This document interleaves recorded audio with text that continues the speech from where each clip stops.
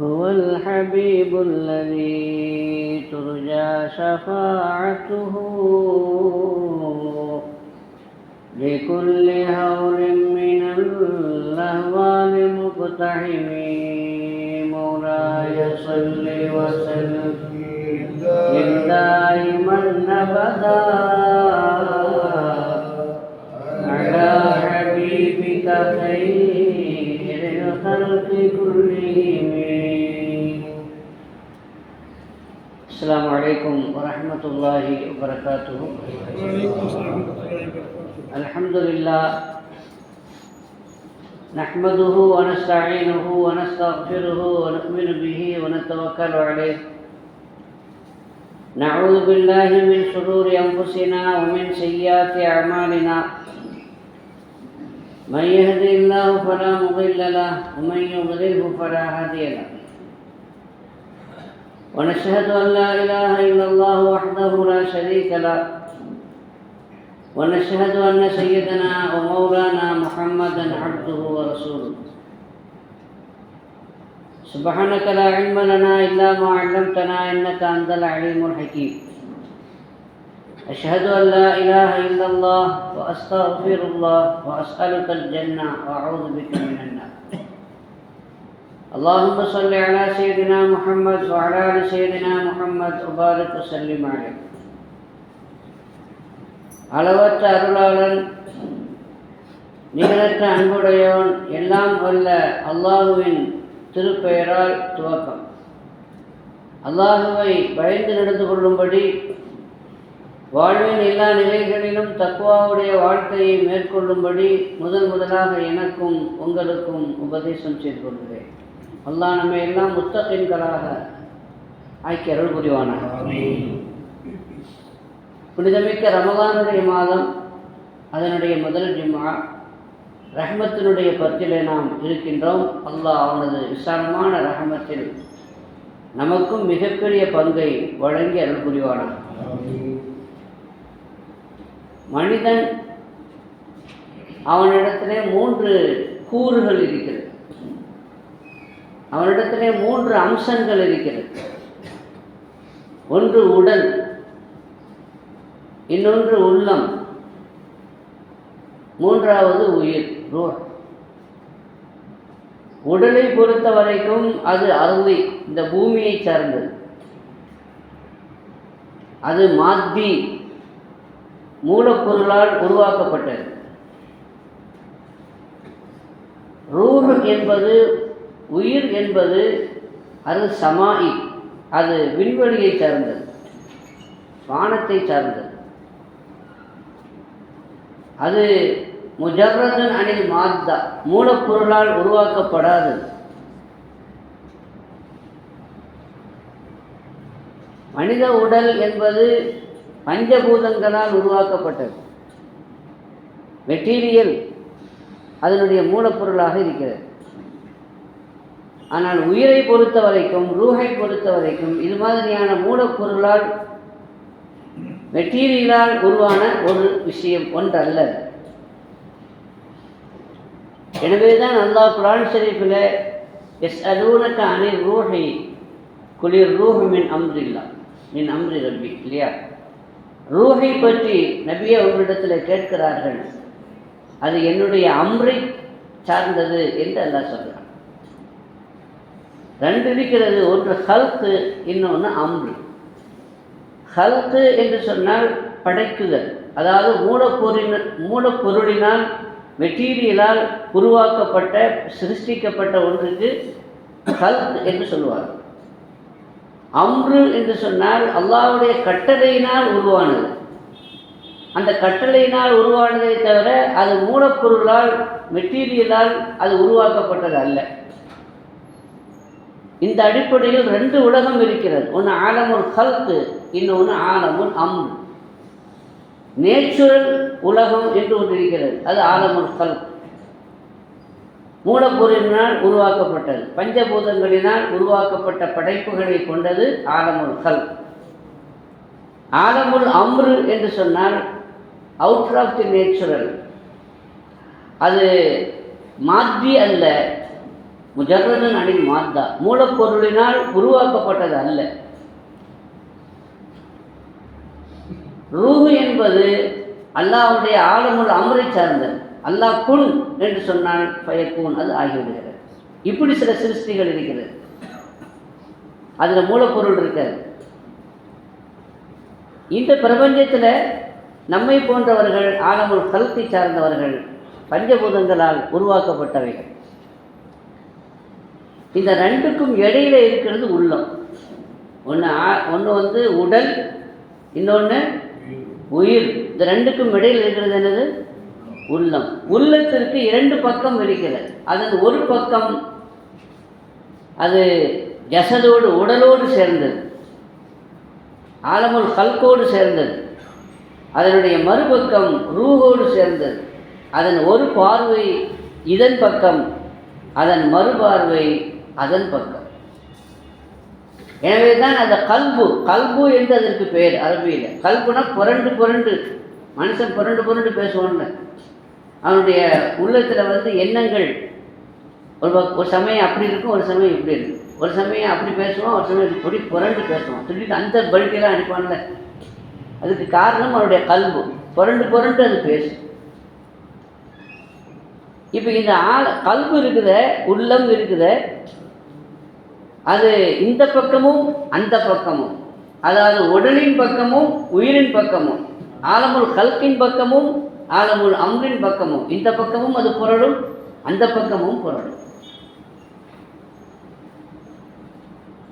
அது ஆலமுல் கல்கின் பக்கம் புரண்டால், பஞ்சபூதங்களால் உருவான இந்த மெட்டீரியல் உலகத்தோடு அது சாய்ந்தால் அது இருளடைந்துவிடும். அந்த உள்ளம் இருளடைந்துவிடும். ஆனால் அந்த உள்ளம் ஆலமுல் அம்ரோடு ரூஹோடு சேர்ந்தால், அதன் பக்கம் சாய்ந்தால் அது வெளிச்சமடையும். உள்ளத்தை ஒளிமயமாக ஆக்கக்கூடிய மாதம்தான் இந்த மாதம், ரமலானுடைய மாதம். நோன்பை பற்றி அல்லாஹ் சொல்லும் பொழுது லஅல்லக்கும் தத்தகூன் என்று சொல்கிறான். குத்திப அலைக்குமுஸ் ஸியாமு கமா குத்திப அலல்லதீன மின் கப்லிக்கும் லஅல்லக்கும் தத்தகூன். உங்கள் மீது நோன்பு விதியாக்கப்பட்டிருக்கிறது, உங்கள் முன்னுண்டானவர்களுக்கும் அது விதியாக்கப்பட்டது. அதை போல எதுக்கு? லஅல்லக்கும் தத்தகூன், நீங்கள் முத்தகீன்களாக ஆக வேண்டும், சுத்தமானவர்களாக ஆக வேண்டும் என்பதற்காக. உள்ளம் சுத்தமாகும் என்றால் கல்பு தான் சுத்தமாகும். உடல் சுத்தம் என்று ஒன்று இருக்கிறது, உள்ளம் சுத்தம் என்று ஒன்று இருக்கிறது. வெளிப்படையான அமல்களுக்கு உடல் சுத்தமாக வேண்டும். தண்ணீரை கொண்டு நாம் ஒது செய்கிறோம், தண்ணீரை கொண்டு கழுகின்றோம். அது அதனால் எது சுத்தமாகும்? உடல் சுத்தமாகும். கண்ணீரை கொண்டு நாம் சுத்தமாக்க வேண்டும். கண்ணீரை கொண்டு நாம் ஒது செய்தால், தண்ணீரை கொண்டு ஒது செய்தால் உடல் சுத்தமாகும். கண்ணீரை கொண்டு ஒது செய்தால் உள்ளம் சுத்தமாகும், இல்லையா? ஆக உள்ளத்தை சுத்தமாக்குவதற்குண்டான வழி, அது ரூஹோடு அது இணைக்கக்கூடிய ஒரு மார்க்கம் என்ன செய்ய வேண்டும் என்றால், இது மாதிரியான மாதங்களை அல்ல அதற்காகத்தான் கொடுத்திருக்கிறான். நோன்பு என்பது சாப்பிடாமல் இருக்கிறோம். நோன்புங்கிறது தண்ணீர் குடிக்காமல் இருக்கிறோம். நோன்பு அப்படிங்கிறது உடல் இச்சைகளை நாம் அடக்கி நாம் அதன் பக்கம் செல்லாமல் இருக்கிறோம், இல்லையா? இதுதான் நோன்புனுடைய விதி.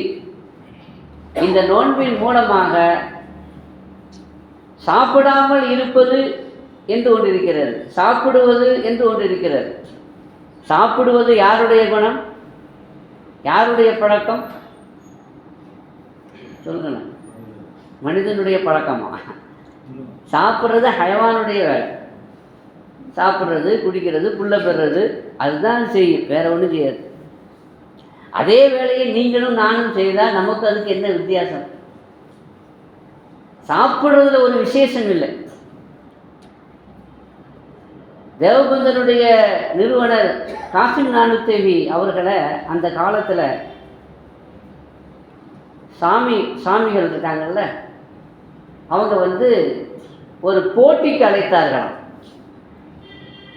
நிறைய விவாதங்களுக்கு அவங்க சொல்லுவாங்க, இஸ்லாத்தின் சத்திய கொள்கையை எடுத்து சொல்வதற்கு. ஆனால் விவாதத்தில், அறிவுபூர்வமான அந்த விவாதத்தில் யாராலையும் ஜெயிக்க முடியாது. பல கிறிஸ்தவர்களும் பல இந்து சகோதரர்களும் அதிலே தோற்று போயிருக்கிறார். இவர் எப்படியாவது தோற்கடிக்கணுமே, அதுக்கு என்ன செய்கிறது அப்படின்ட்டு அந்த சுவாமிகள் எல்லாம் அவரை வந்து ஒரு போட்டிக்கு கூப்பிட்டாங்க. என்ன போட்டி? சாப்பிட்ற போட்டின்னா. நல்லா தெரியும், சாப்பிட்ற போட்டி வச்சா நம்ம தான் ஜெயிப்போம், அவனுக்கு இவர் தோற்றுருவார் அப்படிங்கிற தைரியத்தில் சாப்பிட்ற போட்டி வைக்கலாமா அப்படின்னு கேட்டப்போ, அப்பா அவங்க சொன்னாங்க, சாப்பிட்றது வந்து அது ஒரு போட்டியா, அது ஒரு பெரிய சாதனையா, அதுதான் எல்லாரும் செய்கிறாங்க, உயிரினங்கள் ஹைவான்களே அதுதானே செய்கிறது, அதில் என்ன போட்டி, சாப்பிடாமல் இருக்கிற போட்டி வைக்கலாமான்னு கேட்டார். நான் சாப்பிடாமல் இருப்பேன், எவ்வளோ நாள் வேணாலும் இருப்பேன், 2 பேரும் போட்டி வைப்போம். சாப்பிடாமல் நீ எவ்வளோ நாளைக்கு இருக்கிற, நான் எவ்வளோ நேரத்துக்கு இருக்கிறேங்கிறது இல்லை, எவ்வளவு நாளைக்கு நாம் இருப்போம் அப்படிங்கிற போட்டி வைக்கலாமா?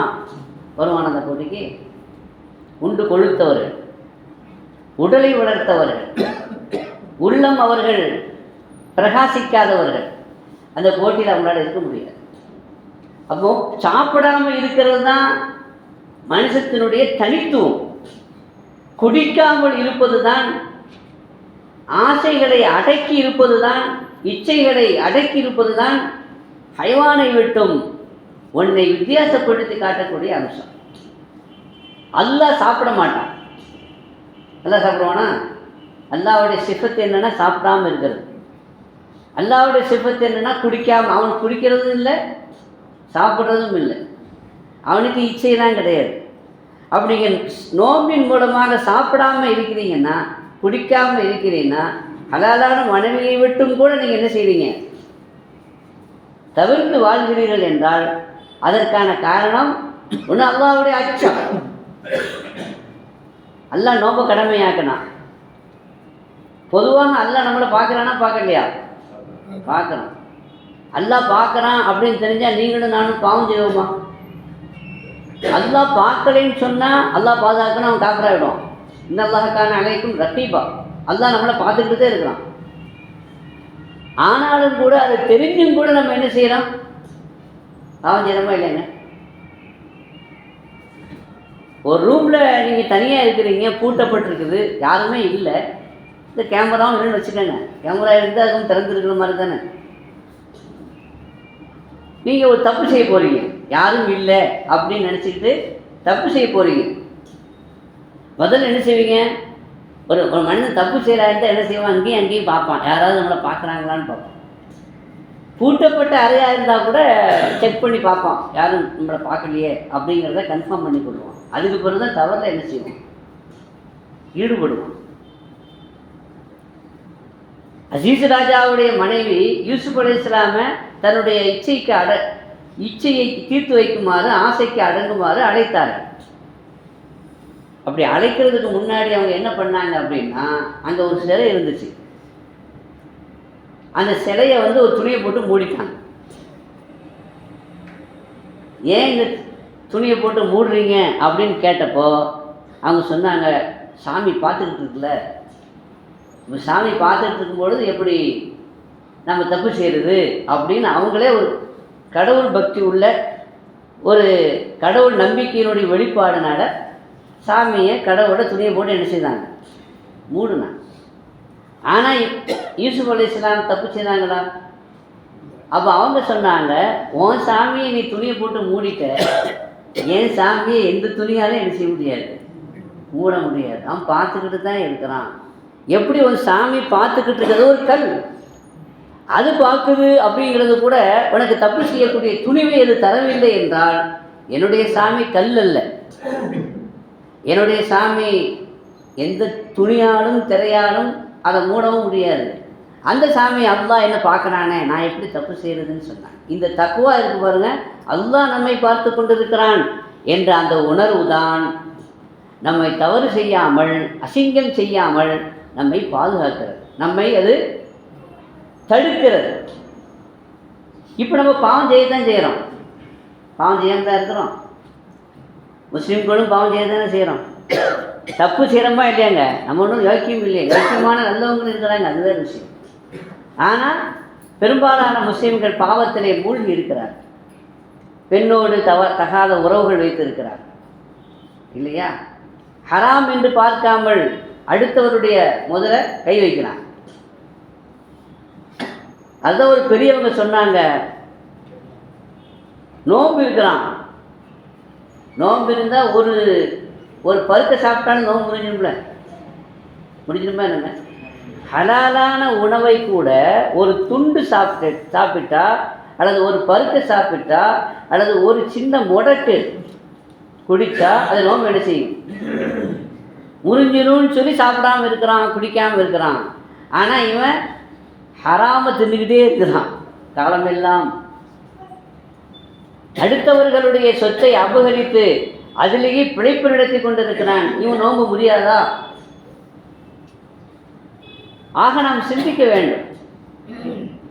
சராசரியான உங்களுடைய நோன்பு என்னுடைய நோன்பு சாப்பிட்டா தான் முடியும். ஆனால் மூமின் அதாவது அவுலியாக்கள் வழிமார்கள் மேன்மக்களுடைய நோன்பு ஒரு பெண்ணை ஹராமான முறையில் பார்த்தாலே நோன்பு முடியும், அவங்களுக்கு முடிஞ்சிடும். நமக்கு முடியாது, சட்டப்படி நோம்பு முடியாது, ஆனால் அந்த பவரை குறைச்சிடும். அது ஆனால் பார்த்தா என்ன செய்யாது, சட்டப்படி என்ன செய்யாது, நோம்பு முடியாது. ஆனால் மேன்மக்கள் இருக்கிறாங்க, அதை விடவும் மேன்மக்கள். அவங்கள பொறுத்த வரைக்கும் ஒரு நிமிடம் அவர்கள் அல்லாஹுவை மறந்தால் அவங்களுக்கு நோம்பு முடியும். தராதரம் இருக்கிறது, அவரவர்களுடைய தராதரத்திற்கு ஏற்ப நோன்பினுடைய அளவுகோடும் மாறுபடுகிறது. ஆக சொல்ல வந்த விஷயம் என்னவென்றால், யாராவது நம்மளை பார்க்குறாங்கன்னு தெரிஞ்ச நம்ம தப்பு செய்கிறது இல்லை இல்லையா. ஆனாலும் நம்ம தப்பு செய்து தான் இருக்கிறோம் நிறைய. அல்லாஹ் பார்க்கத்தானே செய்கிறான், நம்பிக்கை இருக்கா இல்லையா. அல்லாஹ் பார்க்கலைன்னா அல்லாஹ் பாதுகாக்கணும், அவன் காஃபராக போயிடுவான். அப்போ அல்லாஹ் பார்க்குறான்னு தெரிஞ்சுட்டு ஏன் தப்பு செய்கிறான், பார்த்துக்கலாம் அப்படிங்கிற ஒரு வகையான துணிச்சல். அல்லாஹ் ரொம்ப ரஹ்மத் கிருபை செய்வான்ல, அல்லாவோட ரஹ்மத் இருக்க மன்னிச்சுவான் அப்படிங்கிற பின்னாடி தௌபா செய்துக்கலாம். அது வரைக்கும் இருப்பாங்கிறது உறுதி இல்லை, அது வேறு விஷயம். ஹே, ஆனாலும் மற்ற பாவங்களை செய்கிற பொழுது அல்லாஹ் நம்மளை பார்க்குறாங்கிற எண்ணம் யாருக்கு என்ன செய்யறதில்லை, வர்றதில்லை, செய்துக்கிட்டு தான் இருக்கிறோம். ஆனால் நோம்பில் யாருக்கும் தெரியாமல் சாப்பிடலாம்ல, யாருக்கும் தெரியாமல் குடிக்கலாம்ல. உங்கள் ஏரியாவில் உங்கள் மஹல்லாவில் சாப்பிட்டா தானே தெரியும், ஹோட்டலில் போய் சாப்பிட்டா தானே தெரியும். ரொம்ப தூரமாக போய் நம்மளை பார்த்தா முஸ்லீம் மாதிரி தெரியலையே, கோலத்தில் முஸ்லீம்கள் இல்லையே, ரொம்ப தூரமாக போய் அறிமுகமே இல்லாதவர்கள் இருக்கக்கூடிய ஏரியாவில் போய் ஏதாவது ஒரு ரெஸ்டாரண்ட்டை சாப்பிட்டா யாருக்கு தெரிய போகுது? நம்மளை பார்த்தா முஸ்லீம் மாதிரி தெரியாதுல்ல, தோற்றத்தை வைத்து பார்த்தா. சாப்பிட்லாம் தானே, சாப்பிட்றது இல்லை இல்லையா. ஏன் உங்கள் வீட்டுக்குள்ளேயே தனியாக இருக்கிறீங்கன்னு வச்சுக்குவோம், தனி ரூமு, ஏசி ரூமு, யாரும் இல்லை, பூட்டப்பட்டிருக்குது, அங்கே ஃப்ரிட்ஜ் இருக்குது, தாகமாக இருக்குது, ஏதாவது ஜூஸ் எடுத்து சாப்பிட்லாம்ல, யாருமே இல்லை அங்கே, சாப்பிட்றோமா? ஏன் சாப்பிட்றதில்ல? யாருமே இல்லாவிட்டாலும் யாருமே பார்க்காவிட்டாலும் அல்லாஹ் நம்மளை என்ன செய்யறான், பார்க்கிறான் என்ற அந்த ஈமானியத்தான அந்த உணர்வு, அச்ச உணர்வு தான் நம்மளை சாப்பிடாமல் தடுக்கிறது, குடிக்காமல் தடுக்கிறது இல்லையா. அப்படின்னா இந்த நோன்பு என்பது நம்முடைய உள்ளத்தை ரூஹின் பக்கம் அது சேர்த்து விடுகிறது, அல்லாஹ்வின் பக்கம் அது இணைத்து விடுகிறது. அதனால தான் இந்த நோன்புக்கு மிகப்பெரிய சக்தியும் பவரும் இருக்கிறது. எனவே தான் அல்லாஹ் சொன்னான், குல்லு அமலி பனி ஆதம், ஆதமுடைய எல்லா மனிதர்களுடைய, ஆதமுடைய மக்கள் செய்யக்கூடிய எல்லா அமலும் இல்லையா, அதற்கு கூலி இருக்கிறது. ஆனால் அந்த அமலுக்குண்டான கூலி நோன்பை தவறேன்னு சொன்னாங்க. அல்லாஹ் சொன்னான், அந்த நோன்பு அஸ்ஸௌமுலி, அது எனக்குரியது, அன அஜிசி பிஹி, நான் தான் அதற்கு கூலி கொடுப்பேன் என்று அல்லாஹ் சொன்னான். எல்லா அமலும் அல்லாஹ் தானே செய்கிறோம். தொழுகையும் அல்லாஹ்வுக்கு தானே செய்கிறோம், ஹஜ்ஜும் அல்லாஹ்வுக்கு தானே செய்கிறோம். ஆனால் நோன்பு மட்டும் எனக்குரியது என்று ஏன் சொன்னான்? தொழுகையில் முகஸ்துதி வருவதற்கு வாய்ப்பு இருக்கிறது. ஹஜ்ஜிலையும் முகஸ்துதி. ஹாஜியார் இவர் நிறைய ஹஜ்ஜு பண்ணியிருக்காங்க. பத்திரிகையில் ஹாஜின்னு போட சண்டையே வருது. எப்படி என்ன ஹாஜின் போடாமல் இருக்கலான்ட்டு. அதே முகஸ்துதி வந்துடுது. இஹ்லாஸ் அங்கே குறைவுபடுது. ஆனால் நோம்பில் எந்த முகஸ்துதியும் இல்லைங்க. அதனால தான் அல்லாஹ் சொன்னால் அசௌமுலி, அது எனக்குரியது. ஆனால் அஜிசி பி, நான் தான் அதற்கு என்ன செய்வேன்? கூலி கொடுப்பேன். நான் தான் கூலி கொடுப்பேன்னு சொன்னால் அப்போ என்ன கூலி கொடுக்க போகிறான்னு தெரியல. அல்லாவே கூலி கொடுக்குறான்னா அளவிட முடியாத கூலி, அளவு. அந்த மகத்தான இந்த நோன்பின் மூலமாக இந்த மாதம் மனிதனுடைய உள்ளத்தை எங்கே சேர்த்து விடுகிறது? ரூஹின் பக்கம் சேர்த்து விடுகிறது, அல்லாஹின் பக்கம் இணைத்து விடுகிறது. எனவே இந்த பஞ்சபூதத்தினுடைய அந்த இருட்டான அந்த அம்சம், கல்வை இருளடை செய்யக்கூடிய, உள்ளத்தை இருட்டாக்கக்கூடிய அந்த அம்சத்தை விட்டும் உள்ளத்தை ஒளிமயமானதாக ஆக்கக்கூடிய அல்லாஹுவின் பக்கம், ரூஹின் பக்கம் அது சேர்த்து விடுகிறது. திக்ர், அல்லாஹ்வை நாம் திக்ர் செய்கிறோம். அல்லாஹ் திக்ர் செய்கிறதுங்கிறது ரெண்டு இருக்குது. அல்லாஹுடைய நினைப்பு நமக்கு இருக்குது. இன்னொன்று அல்லாஹ் அல்லாஹ் என்று சொல்வது இருக்கிறது. ரெண்டுக்கும் குணம் இருக்கிறது. அல்லாஹுடைய நினைப்பு இருக்கவன் தப்பு செய்ய மாட்டான். தப்பு செய்கிறவன் அல்லாஹ் மறந்து செய்கிறான். அப்போ அதற்கு பாவத்தை விட்டும் தடுக்கக்கூடிய ஒரு பவர் இருக்கிறது, அல்லாஹ் என்ற அந்த நினைவு, அந்த திக்ர். இன்னும் சொல்ல போனால் அல்லாஹ் என்று சொன்னால் கல்விலே அது தரித்தால் உள்ளத்திற்கு ஒரு அமைதி கிடைக்கிறது. அதே நேரத்தில் எதிரிகளுக்கு ஒரு அச்சத்தை அது தருகிறது. அல்லாஹ் என்று சொன்னால் எதிரிகளுக்கு அச்சத்தை கொடுக்கிறது. சமீபத்தில் நடந்த ஒரு பெங்களூர் நடந்த சம்பவம் தானே, கர்நாடகாவில் முஸ்கான். சங்கிகளெல்லாம் ஒன்று கூடி புர்கா போட்டு வந்தாங்க. அந்த அம்மா காலேஜில் படிக்கிற பொண்ணு. சங்கிகளெல்லாம் ஒன்று சேர்ந்துட்டான். ஒன்று சேர்ந்து ஏதாவது நடக்கலாம், ஏதாவது ஆபத்துகளை விளைவிக்கலாம் என்று அவங்க என்ன செய்தாங்க? அந்த பெண்ணை பார்த்த உடனே ஜெய் ஸ்ரீராம் சொன்னாங்கன்னு நினைக்கிறேன். எல்லாரும் சேர்ந்து கோஷமாக போடுறான். அதுவும் சங்கிகள்னால் மனிதாபிமானம் மற்றவர்கள், மனிதர்களே இல்லாதவர்கள், எதுவும் செய்வானுங்க. அந்த நேரத்தில் தன்னந்தனியாக ஒரு பெண், முஸ்கான்கிற பெண், அல்லாஹ் அவளுக்கு ரஹ்மத் செய்வானா, தன்னுடைய வாகனத்தை நிறுத்திவிட்டு வருகிற பொழுது சத்தமாக சொல்கிறானுங்க ஜெய் ஸ்ரீராம், ஜெய் ஸ்ரீராம். அவங்க என்ன சொன்னாங்க? அல்லாஹு அக்பர், அல்லாஹு அக்பர்னு சொன்னான். எல்லாருடைய சப்த நாடியும் அடங்கிவிட்டது. அவனுடைய கல்வியில் ஏதோ ஒரு வகையான அச்சத்தை அல்லாஹ் ஏற்படுத்தி விட்டான். அந்த அச்சத்தை ஏற்படுத்தக்கூடிய சக்தி எதற்கு இருக்கிறது? அல்லாஹ் என்ற அந்த உச்சாரணத்திற்கு இருக்கிறது. அல்லாஹ் பவர்ஃபுல் ஒரு மந்திரம்ங்க, சாதாரணமான ஒரு மந்திரம் அல்ல. உலகத்தில் எந்த மூலைக்கு போனாலும் எல்லா முஸ்லிம்களும் சொல்லக்கூடியது என்னதான்? அல்லாஹ். நீங்கள் மராட்டியத்துக்கு போனீங்கன்னா, மகாராஷ்டிராவுக்கு போனீங்கன்னா உங்க ரப்பு யாரு, உங்க கடவுள் யாருன்னு கேட்டால் அவன் என்ன சொல்லுவான்? இந்துக்கள். முஸ்லிம்கள் அல்ல, இந்துக்களிடத்தில், மராட்டியத்தில், மகாராஷ்டிரத்தில் உங்கள் இறைவன் யாரு, உங்கள் கடவுள் யாரு அப்படின்னு கேட்டால் அவன் என்ன சொல்லுவான்? அவன் சொல்லக்கூடிய பதில், டெல்லிக்கு போனீங்கன்னா அந்த இந்து சகோதரர்கிட்ட கேட்டிங்கன்னா உங்கள் ரப்பு யார், இறைவன் யாருன்னு கேட்டால் ராம் அப்படின்னு சொல்கிறான். பீகாரில் போய் உங்கள் இறைவன் யார் அப்படின்னு கேட்டால் சங்கர் அப்படிங்கிறான்.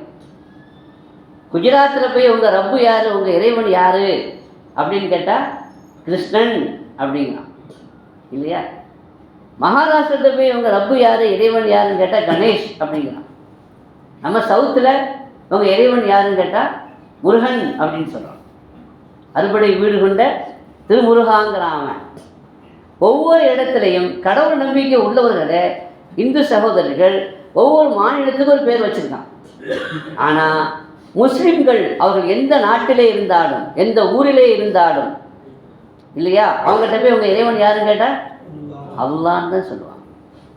சவுதியில் இருக்கிறவங்க அல்லான்னு சொல்கிறாங்கன்னா, இந்தியாவில் இருக்கிறவனும் அல்லான்னு தான் சொல்லுவான். ஆஸ்திரேலியாவில் இருக்கிறவனும், அமெரிக்காவில் இருக்கிறவனும், ஆப்பிரிக்காவில் இருக்கக்கூடியவனும், உலகத்தினுடைய எந்த மொழி பேசக்கூடியவனாக இருந்தாலும், எந்த கலாச்சாரத்தை பின்பற்றக்கூடியவனாக இருந்தாலும், முஸ்லிம்களிலேயே உடை வேறு, கலாச்சாரம் வேறு இருக்கலாம், அந்தந்த நாட்டுக்கு தோதுவாக. நாடு வேறுபடுகிறது, ஊர் வேறுபடுகிறது, கலாச்சாரம் வேறுபடுகிறது, மொழி வேறுபடுகிறது, உணவு முறையும் கூட வேறுபடுகிறது, ஆடை கலாச்சாரமும் வேறுபடுகிறது. நாமெல்லாம் வெங்கி கட்டுறோம், அங்கே போனால் என்ன செய்யலாம்? பைஜாமா தானே போடுறாங்க, அது அவங்களுடைய கலாச்சாரம்.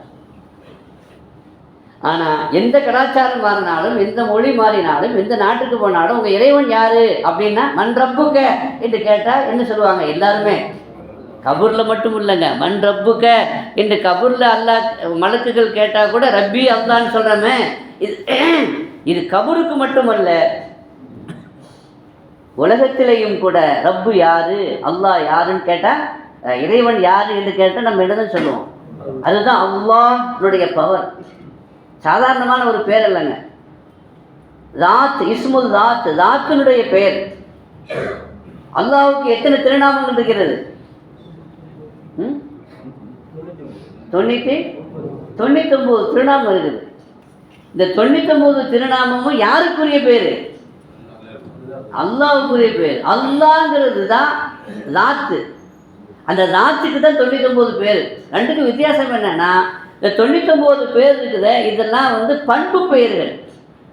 அல்லாஹ் ரஹ்மான் அப்படின்னா அது ஒரு சிஃபத்து, கிருபை செய்யக்கூடியவன்.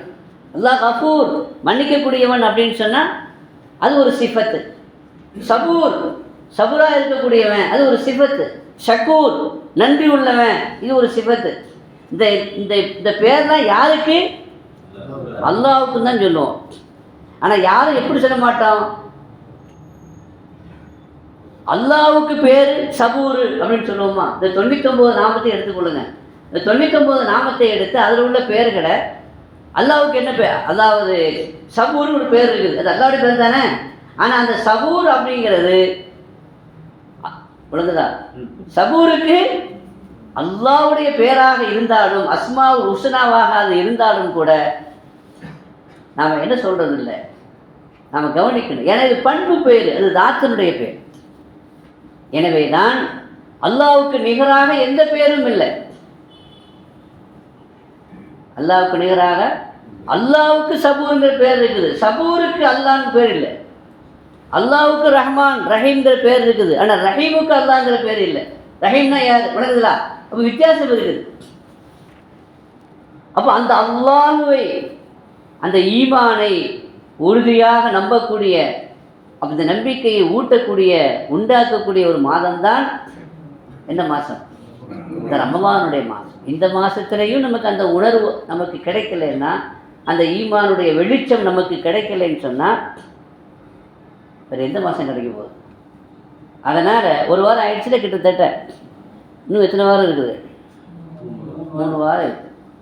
ரமலானுடைய ஆரம்பத்தில் கொஞ்சம் கூட்டம் அதிகமாக இருக்குது, போக போக தேயுது. எதுக்கு தேயுதுன்னு தெரில. ரமலானுடைய ஒவ்வொரு நாளும் மருளான மாதம் தானே, தேயக்கூடாதுல்ல. முதல் நாள் மட்டும் தேயணுமா? முதல் நாள் மட்டும். அப்புறம் தேஞ்சு கடைசியில் அந்த கூட்டம் போன கூட்டம்லாம் எப்போ வருது? 27க்கு தான் வருது. அதுக்கு பிறகு காணாமல் போயிடுது. அப்புறம் பெருநாளைக்கு தான் வருது. இப்படி இருக்கக்கூடாது. அல்லாஹ் நம்மளை பாதுகாக்க வேண்டும். எல்லா நாளும் அல்லாஹ், எல்லா நாளும் பள்ளிவாசல்கள் நாம் அலங்கரிக்கணும். பள்ளிவாசல் அலங்கரிக்கப்பட, சொர்க்கம் அலங்கரிக்கப்படுகிறது. உங்களுடைய சொர்க்கம், என்னுடைய சொர்க்கம் அலங்கரிக்கப்பட வேண்டும் என்றால், இந்த ரமலானில் அலங்கரிக்கப்பட வேண்டும் என்றால் டெய்லி பள்ளிவாசலுக்கு வரும். எல்லா தொழுகைக்கும் நீங்கள் என்ன செய்யணும்? எனவே இந்த மாதத்திற்கு ஒரு தனிச்சிறப்பு இருக்குது. மற்ற எல்லா மாதத்தையும் அரபிகள் வைத்தார்கள். அரபு இலக்கியத்தில் அந்த மாதங்களுக்கு பேர் இருக்கிறது. ஆனால் இந்த மாதத்துக்கு அல்லாஹ் பேர் வச்சான், ரமலான். ஷஹ்ரு ரமலான் அல்லதி உன்சில ஃபீஹில் குர்ஆன் ஹுதல் லின்னாஸ். அந்த ஆயத்தில் ரமலான் மாதம் என்று அல்லாஹ் இந்த மாதத்துக்கு பேர் வச்சிருக்கிறான். மற்ற மாதங்களுக்கெல்லாம் ஏற்கனவே இருக்கிற பெயர்கள் இருக்குது. ஆனால் இந்த மாதத்திற்கு மட்டும் அல்லாஹ் அவன் பேர் வைத்தான். அப்படிப்பட்ட ஒரு மாதம் ரமலான். அப்படிங்கிறதுக்கு நிறைய அர்த்தம் இருக்குங்க.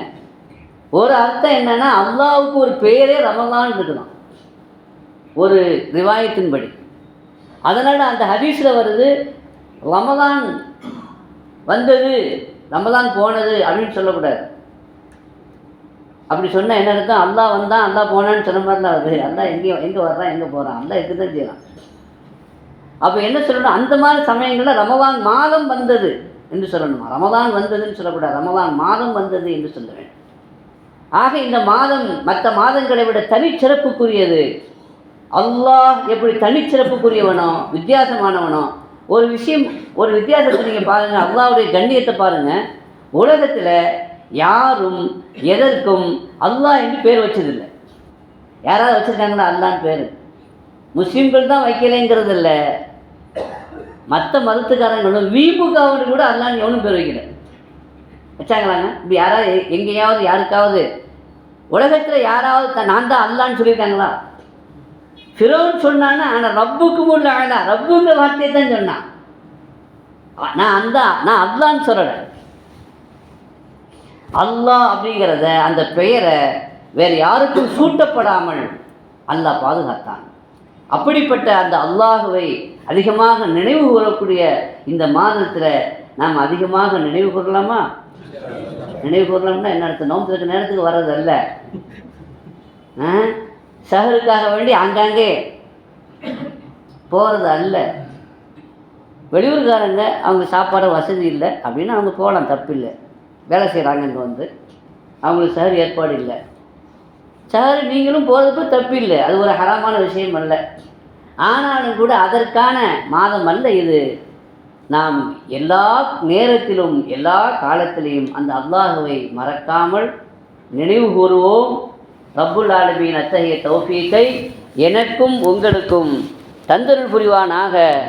பிஹக்கி சையதினா முஹம்மத் வ ஆலி சையதினா முஹம்மத் ஸல்லல்லாஹு அலைஹி வஸல்லம் வ ஆகிரு தஅவானா அனில் ஹம்துலில்லாஹி